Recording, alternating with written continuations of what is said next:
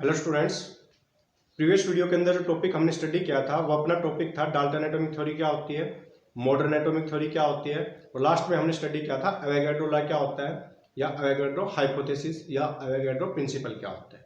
Clear है? इन सब चीज़ों के बारे में हम प्रीवियस वीडियो के अंदर स्टडी कर चुके हैं। क्लियर है? आज जो हम इस लेक्चर के अंदर स्टडी करेंगे वो अपने पास कुछ टर्म्स है। एटॉमिक मास क्या होता है, वन एटॉमिक मास यूनिट क्या होती है, मॉलिक्यूलर मास क्या होता है, मोल कंसेप्ट क्या होता है। क्लियर है? इन सभी टर्म्स के बारे में डिस्कस करेंगे। क्लियर है? तो स्टार्ट करते हैं। सबसे पहले अपने पास टर्म है एटॉमिक मास। क्लियर है? अभी तक जो स्टडी हमने की है उससे हमें क्या पता चलता है कि जो मैटर है उस मैटर के अंदर क्या होता है, स्मॉल स्मॉल पार्टिकल्स होते हैं। क्लियर है? यानी कि मैटर स्मॉल पार्टिकल से मिलकर बना होता है, और जो स्मॉलेस्ट पार्टिकल होता है मैटर का उसको हम क्या बोलते हैं, एटम बोलते हैं। क्लियर है? यानी कि मैटर अपने पास, और जो मैटर के अंदर जो स्मॉलेस्ट पार्टिकल है वो क्या है, एटम। क्या है, एटम। क्लियर है? अब यहां से क्वेश्चन अराइज होता है कि इस एटम का मास क्या होगा। यानी कि ये चीज हमें पता चल गई कि अब मैटर जो है किससे मिलकर बना है, एटम से। अब माइंड में क्वेश्चन अराइज होता है कि यहां पर इस एटम का मास क्या होगा। क्लियर है? अब हमें पता है कि एटम को हम नेक आई से सीन नहीं कर सकते। क्लियर है? अब ये चीज क्लियर है कि अगर हम जिस चीज को देख नहीं सकते, क्या वहां से उस एटम का मास को मेजर कर सकते हो? क्या इसके वेट को आप मेजर कर सकते हो? यानी कि ये चीज इतनी आसान नहीं है। क्लियर? फिर बाद में क्या किया कि अपने पास कुछ डिफरेंट मेथड है। क्या आइडिया आया स्टार्टिंग में फिर अपने पास कि अगर अपने पास कोई सैंपल है, यानी किसी भी एलिमेंट का कोई सैंपल है, मान ले मेरे पास हाइड्रोजन गैस है, ये apparatus है, इसके अंदर क्या है, हाइड्रोजन गैस है। क्लियर है? अब इस यहां पर जो एलिमेंट प्रेजेंट है वो क्या है, हाइड्रोजन। यानी कि इस एलिमेंट का मास मैं मेजर कर सकता हूं। यानी कि इस apparatus का जो मास है इसके अंदर क्या फिल है, हाइड्रोजन गैस। यानी कि इसका टोटल मास मैं मेजर कर सकता हूं। क्लियर है? और apparatus का भी मास मेजर कर सकता हूं जो भी एमएटी होगा। क्लियर है? तो यहां से इसका टोटल मास आ जाएगा कि यहां पर कितनी हाइड्रोजन गैस प्रेजेंट है। यानी कि ये चीज तो मैं मेजर कर सकता हूं। क्लियर है? अब अगर मान लिया मेरे पास इस सैंपल का यहां पर जो हाइड्रोजन गैस प्रेजेंट है उसका मास आ गया x, कितना आ गया, x। क्लियर है?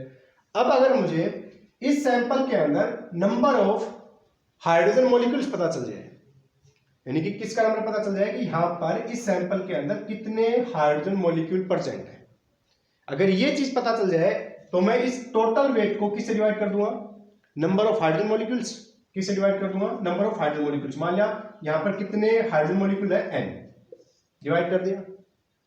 अब यहां पर जो रिजल्ट आएगा वो किसका वेट आएगा, मान लिया यहां पर जो रिजल्ट आया वो क्या आया, y। क्या आया, y। अब मैंने क्या किया है, दोबारा सुनना, कि मैंने इस सैंपल के अंदर जितना हाइड्रोजन गैस प्रेजेंट है उसका वेट मेजर कर लिया। वो हम कर सकते हैं, वो पॉसिबल भी है। मेरे पास ये apparatus है, मैंने इस apparatus का वेट मेजर किया जब इसके अंदर क्या फिल थी, गैस फिल थी। क्लियर है? फिर मैंने एमपीटी जो अपने पास apparatus है उसका वेट मेजर किया, तो अपने पास जब फाइनल माइनस इनिशियल करेंगे तो रिजल्ट आ जाएगा किसका, वेट किसका आ जाएगा, हाइड्रोजन गैस का। हाइड्रोजन गैस का वेट आ गया मान लिया कितना, x। क्लियर है?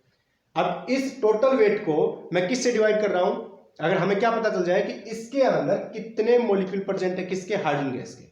अब मान लिया मुझे पता चल गया कि यहां पर कितने मॉलिक्यूल है हाइड्रोजन गैस के, n मॉलिक्यूल्स। अब इस टोटल वेट को मैंने किससे डिवाइड कर दिया, n से डिवाइड कर दिया। क्लियर है बात? और यहां पर जो रिजल्ट आया वो क्या आया, y आया। क्लियर है? अब ये जो रिजल्ट है, यानी कि ये जो वेट है, ये किसका वेट है, एक सिंगल हाइड्रोजन मॉलिक्यूल का। किसका वेट है, एक सिंगल हाइड्रोजन मॉलिक्यूल का। Mass of one molecule of H2। Clear है ये चीज? यानी कि यहां से हम अगर अपने पास क्या पता चल जाए हमें, ये चीज तो हम निकाल सकते हैं कि यहां पर इसका टोटल वेट कितना है, टोटल वेट कितना है मॉलिक्यूल्स का यहां पर। क्लियर है? अगर हमें नंबर ऑफ मॉलिक्यूल्स पता चल जाए तो हम एक सिंगल मॉलिक्यूल का वेट निकाल सकते हैं, मास निकाल सकते हैं। क्लियर है? बट अभी तक अपने पास कोई ऐसा मेथड डिस्कवर नहीं हुआ था कि जिससे हम इस सैंपल के अंदर टोटल नंबर ऑफ मॉलिक्यूल्स को निकाल सकें, मेजर कर सकें। क्लियर? फिर हमने किसका यूज किया, एवोगाड्रो लॉ का, एवोगाड्रो हाइपोथेसिस का। अब हमें पता है, ये यहां तक ये चीज क्लियर हो गई कि मैटर के अंदर स्मॉलेस्ट पार्टिकल क्या होता है, एटम। क्लियर है? अगर अपने पास कोई सैंपल है उसका वेट हम मेजर कर सकते हैं, अगर उस सैंपल के अंदर नंबर ऑफ मॉलिक्यूल्स पता चल जाए तो हम एक सिंगल मॉलिक्यूल का मास मेजर कर सकते हैं, क्लियर है। बट अपने पास कोई मेथड नहीं है, अभी तक कोई डिस्कवर नहीं हुआ था कि जिससे हम इस सैंपल के अंदर टोटल नंबर ऑफ मॉलिक्यूल्स को मेजर कर सके, क्लियर है। फिर हमने क्या किया, किसका यूज किया, एवोगाड्रो लॉ का यूज किया। किसका यूज किया, एवोगाड्रो लॉ का। और सभी को पता है एवोगाड्रो लॉ क्या कहता है कि अगर अपने पास डिफरेंट गैस है और उनका वॉल्यूम क्या है, सेम है, तो उनके अंदर जो मॉलिक्यूल्स प्रेजेंट होंगे वो same number of molecules present होंगे, क्लियर है। क्या कहता है एवोगाड्रो लॉ, क्या कहता है, अब इसका यूज करेंगे।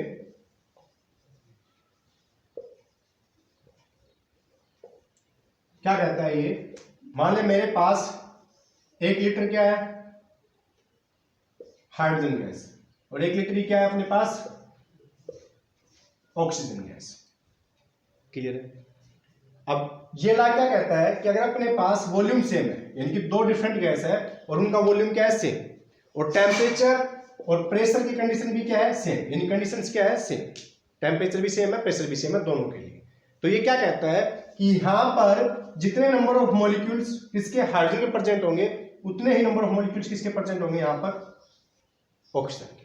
यानी कि यहां पर नंबर ऑफ मॉलिक्यूल्स दोनों को क्या होंगे, बराबर होंगे, अगर वॉल्यूम क्या है, सेम, क्लियर है। ये चीज क्लियर होगी कि यहां पर जो नंबर ऑफ मॉलिक्यूल्स हाइड्रोजन के प्रेजेंट होंगे वही नंबर ऑफ मॉलिक्यूल्स किसके प्रेजेंट होंगे, यहां पर ऑक्सीजन के प्रेजेंट। ये किसने कहा, एवोगाड्रो लॉ क्या कहते हैं, इसको हम स्टडी कर चुके, क्लियर है। अब इसका यूज करते हैं। तो अगर अपने पास अब 1 लीटर क्या है, हाइड्रोजन, और 1 लीटर क्या है, ऑक्सीजन, इसका भी वेट मेजर कर सकता हूं मैं, इसका भी वेट मेजर कर सकता हूं। अब मैंने यहां पर क्या किया, mass of 1 litre hydrogen gas लिया और mass of 1 litre oxygen gas लिया, क्लियर है। अब जब मैंने इनके वेट को मेजर किया और इनके रेशियो आया, तो हमने क्या देखा, यहां पर क्या रेशियो आया, 1:60। क्या आया, 1:60। ये चीज तो क्लियर है कि यहां पर mass of 1 litre of hydrogen gas, mass of 1 litre of oxygen gas, clear है। और हमें पता है कि अगर वॉल्यूम सेम है तो यहां पर नंबर ऑफ मॉलिक्यूल्स भी क्या होंगे, सेम होंगे। ये चीज कौन बोलता है, एवोगाड्रो लॉ बोलता है, क्लियर है। तो जब हमने इनके दोनों के मास को, रेशियो को निकाला, तो यहां पर क्या रेशियो आया, 1:60। यानी कि यहां से क्या क्लियर होता है, हमें पता है यहां पर जो नंबर ऑफ मॉलिक्यूल्स होंगे, यानी कि यहां पर जो नंबर ऑफ मॉलिक्यूल्स प्रेजेंट होंगे NH2 और यहां पर NO2, वो भी क्या होंगे, सेम होंगे, क्लियर है। ये क्या है, सेम, ये चीज मैं यहां पर लिख सकता हूं, क्लियर है। तो यहां से क्या प्रूव होता है कि ये जो मास है, यानी कि ये जो रेशियो है, किसका है, 1:60। इसका मतलब क्या है कि जो अपने पास O2 मॉलिक्यूल है वो 16 टाइम्स हैवियर है, किससे, हाइड्रोजन से, क्लियर है। क्योंकि ये जो रेशियो आ रहा है, किसका आ रहा है, एक सिंगल मॉलिक्यूल का रेशियो आ रहा है, यानी कि एक हाइड्रोजन का जो मास होगा एक मॉलिक्यूल का, और जो एक मॉलिक्यूल ऑक्सीजन का जो मास होगा, उनका रेशियो आ रहा है यहाँ पर, क्लियर है। क्योंकि ये चीज क्लियर हो चुकी पहले कि यहाँ पर मैं बार बार बोल रहा हूँ कि यहाँ पर जो number of molecules of hydrogen present होंगे उतने ही नंबर ऑफ मॉलिक्यूल किसके प्रेजेंट होंगे, ऑक्सीजन, क्योंकि हमने वॉल्यूम क्या लिया, सेम लिया, और टेम्परेचर और प्रेशर कंडीशन भी क्या है, सेम। तो यहाँ पर जो रेशियो आएगा, ये जो रेशियो है ऑक्सीजन का और हाइड्रोजन का, यहाँ पर क्या आ रहा है, 16, और यहाँ पर क्या आ रहा है, 1। इसका मतलब क्या है कि ये O2 मॉलिक्यूल 16 टाइम्स हैवियर है, किससे, हाइड्रोजन से, क्लियर है। अब इसका मतलब ये नहीं है कि यहां पर इसका मास कितना है, 16, और इसका मास कितना है, 1, नहीं। ये क्या है, रिलेटिव टर्म, जिसको हम बोल देते हैं रिलेटिव एटॉमिक मास भी बोल देते हैं। यानी कि ये जस्ट रेशियो बता रहा है कि ये चीज इससे कितना हैवियर है, यानी कि दोनों के मास को क्या कर रहा है, कंपेयर कर रहा है यहाँ पर, क्लियर है। तो यहां से जस्ट ये क्लियर होता है कि यहां पर जो O2 मॉलिक्यूल है वो 16 टाइम्स हैवियर है, किससे, हाइड्रोजन से, क्लियर है। अब यहां से क्या रन आता है कि अपने पास हाइड्रोजन कितने हैं, 2, यानी कि यहां पर हाइड्रोजन का, एक हाइड्रोजन का मास कितना है, 1, क्लियर है। और यहां पर ऑक्सीजन एटम का मास कितना है, 16, क्लियर है।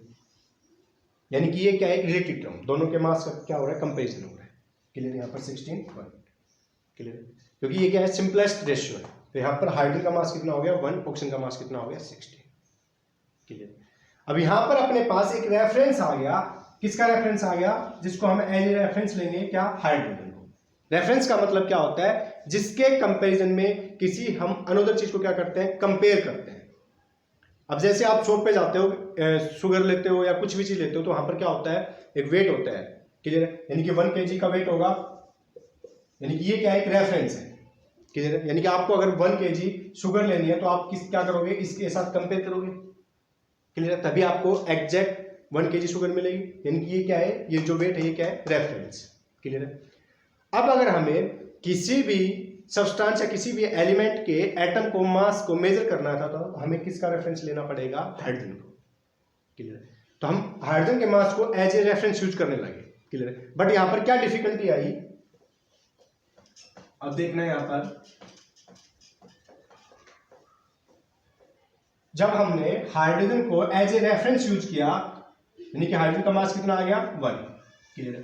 अब इसको जब हमने एज ए रेफरेंस यूज करना स्टार्ट किया तो हमने क्या देखा कि लगभग सभी एलिमेंट्स के एटम्स का जो मास आ रहा था वो किस में आ रहा था, फ्रैक्शन में आ रहा था। किस में आ रहा था, फ्रैक्शन, क्लियर। तो यहां पर ये प्रॉब्लम थी जब हमने हाइड्रोजन को एज ए रेफरेंस यूज किया, क्लियर। फिर हमने क्या किया कि हमने कार्बन को एज ए रेफरेंस यूज करना स्टार्ट किया। रेफरेंस का मतलब क्या होता है कि हमने इसके साथ सभी एलिमेंट्स के एटम के मास को कंपेयर करना स्टार्ट किया, यानी कि कौन सा एटम कितना इससे हैवियर है, वही उसका क्या होगा, एटॉमिक मास होगा। बट यहां पर क्या प्रॉब्लम थी कि यहां पर जब हम किसी भी एलिमेंट के एटम के मास को मेजर कर रहे थे तो वहां पर मास किस में आ रहा था, फ्रैक्शन में आ रहा था, क्लियर है। तो इस प्रॉब्लम को दूर करने के लिए हमने किसको रेफरेंस चूज किया, कार्बन। और फिर हमने क्या देखा कि यहां से जो एटम्स का मास आ रहा था वो इसके कंपैरिजन में क्या आ रहा था, करेक्ट आ रहा था, यानी कि बहुत कम फ्रैक्शन में आ रहा था, क्लियर। तो अभी तक जो हम एज ए रेफरेंस यूज करते हैं किसी भी एटम के मास को मेजर करने के लिए, वो किसको यूज करते हैं, कार्बन 12, यानी कि कार्बन का मास कितना है, 12। अब इसके साथ कंपेयर करेंगे कि कौन सा एलिमेंट कितना हैवी है इससे, वही उसका क्या होगा, एटॉमिक मास होगा, क्लियर है। तो ये चीज क्लियर होगी कि एटॉमिक मास क्या होता है। अब मैं इसकी डेफिनेशन लिखवा देता हूं आपको।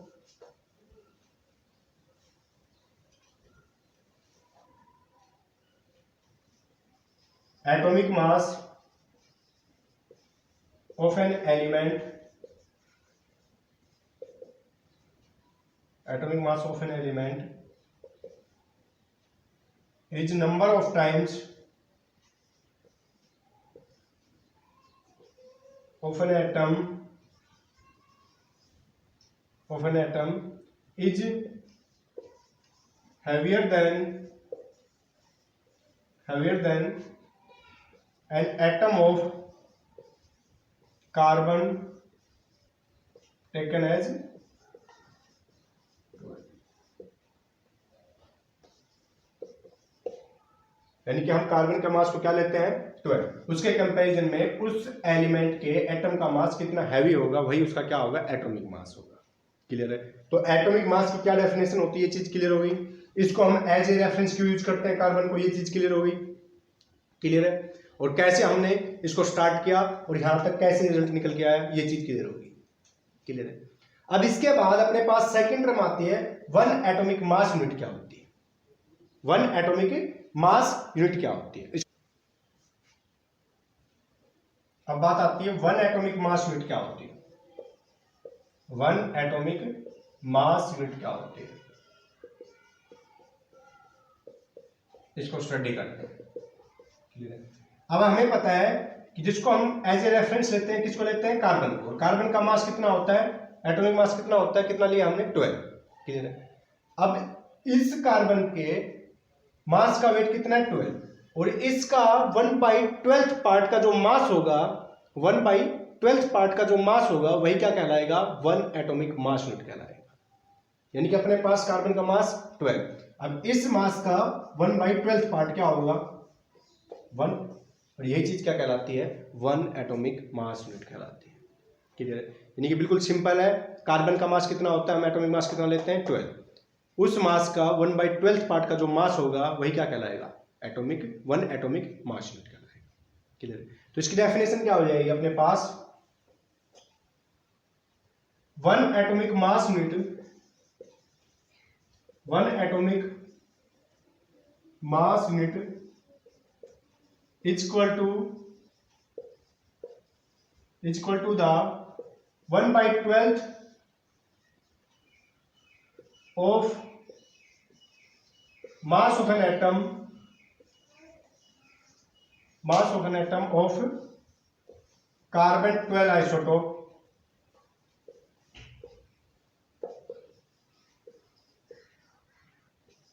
क्लियर है।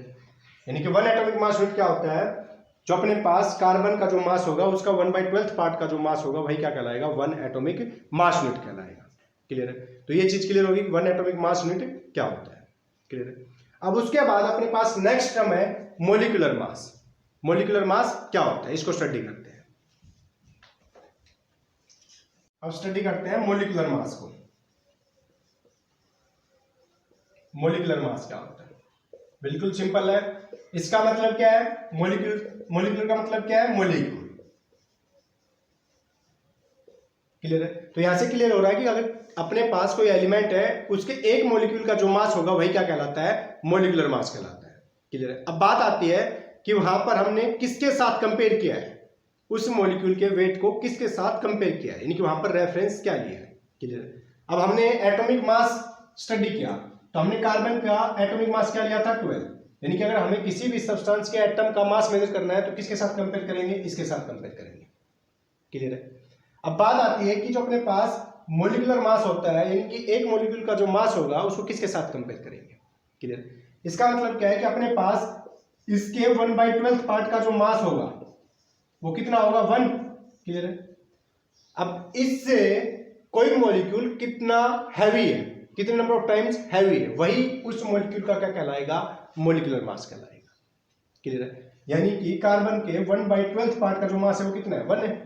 अब इससे 1 से किसी भी एलिमेंट के मॉलिक्यूल का जो मास है वो कितना हैवी है, वही क्या कहलाएगा, उसका मोलिकुलर मास कहलाएगा। क्लियर है। सिंपल है। तो इसकी डेफिनेशन क्या हो जाएगी,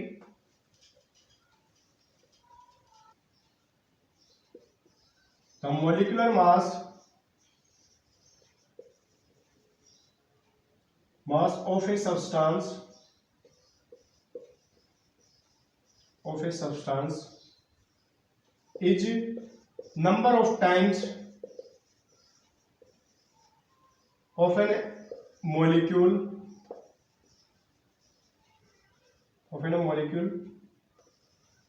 of that element is heavier than the 1/12 mass of an atom of carbon 12 isotope। Clear है। तो ये चीज क्लियर होगी, मोलिकुलर मास क्या होता है किसी भी सब्सटेंस का। अब अपने पास लास्ट टर्म है अपने पास मोल कंसेप्ट, इसको स्टडी करते हैं। मोल कंसेप्ट का मतलब क्या है। अब बात आती है मोल कंसेप्ट क्या होता है। मोल कंसेप्ट क्या होता है, क्लियर। अभी तक जो हमने स्टडी किया है एटम के मास के बारे में, तो वहां से हमें क्या इंफॉर्मेशन मिलती है कि जो अपने पास एटम का मास आ रहा है वो क्या है, एब्सोल्यूट मास नहीं है, वो जस्ट क्या है, एक रिलेटिव मास है।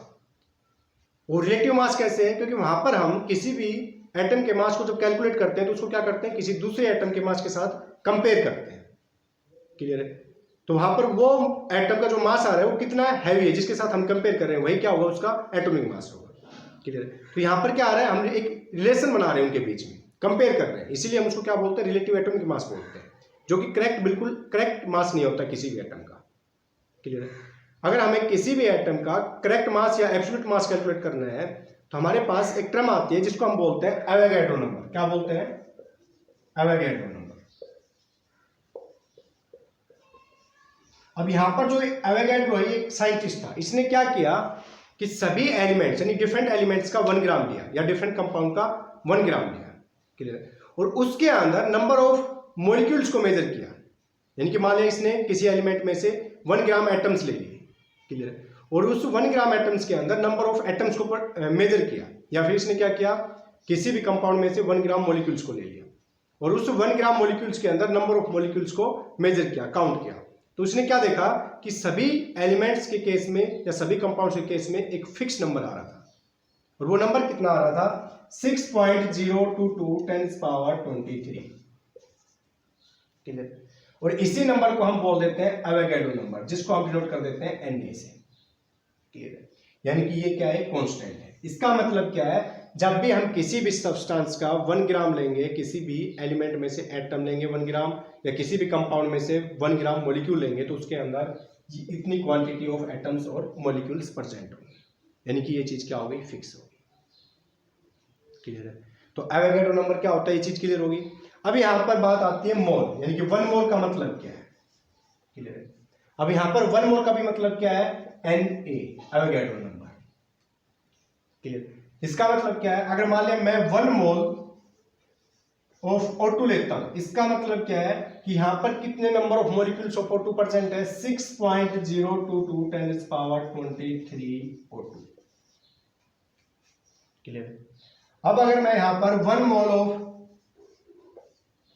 ऑक्सीजन एटम लेता हूं, इसका मतलब क्या है, यहां पर क्या प्रेजेंट है, 6.022 10 पावर 23 ऑक्सीजन। यहां पर एटम है, यहां पर मॉलिक्यूल, क्योंकि यहां पर मैंने किसका लिया है, 1 मोल ऑफ O2 लिया है, यहां पर 1 मोल ऑफ ऑक्सीजन एटम लिया है। क्लियर है। तो ये चीज क्लियर होगी। मोल कंसेप्ट क्या होता है, एवोगैड्रो नंबर क्या होता है, क्लियर है। एटॉमिक मास क्या होता है, 1 एटॉमिक मास यूनिट क्या होती है, मॉलिक्यूलर मास क्या होता है, क्लियर मास कहलाता है। क्लियर है।